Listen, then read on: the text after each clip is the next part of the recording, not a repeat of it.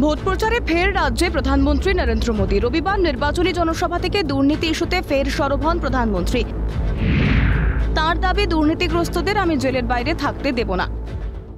मैं ये भ्रष्टाचारियों का जीना जेल के बाहर रहने नहीं दूंगा।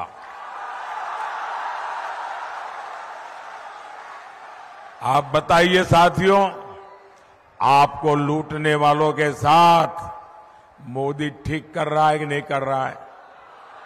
ठीक कर रहा है कि नहीं कर रहा है? পাশাপাশি দুর্নীতিগ্রস্তদের করা বার্তাও দেন প্রধানমন্ত্রী।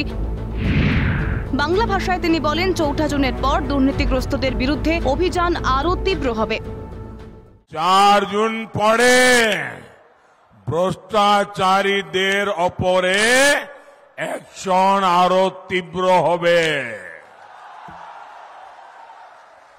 और ये जो लूटा हुआ पैसा मोदी पकड़ रहा है ना, ये पैसा उन पीड़ितों का जिनसे उन्होंने लूटा है।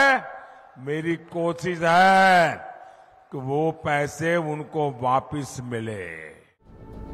এর আগে একাধিকবার বঙ্গ সফরে এসে দুর্নীতি ইস্যুতে সুর চড়িয়েছিলেন প্রধানমন্ত্রী। এ নিয়ে প্রধানমন্ত্রীর বিরুদ্ধে সরব হতে দেখা গিয়েছিল বাংলার শাসক দলের নেতাদের, কিন্তু তাতে না দমে রবিবার রাজবঙ্গের মাটি থেকে দুর্নীতি সাফাই অভিযান জারি রাখার বার্তা প্রধানমন্ত্রীর। পাশাপাশি দুর্নীতিগ্রস্তদের যে তিনি কোনোভাবেই রেয়াত করবেন না, সেই ইঙ্গিত দেন প্রধানমন্ত্রী নরেন্দ্র মোদী। অর্থাৎ আগামী দিনে দুর্নীতি ইস্যুতে তাঁর সরকারের অবস্থান কি হবে তার একটা আভাস রবিবারের নির্বাচনী জনসভা থেকেই দিয়ে রাখলেন প্রধানমন্ত্রী। এমনটাই মত ওয়াকিবহাল মহলের।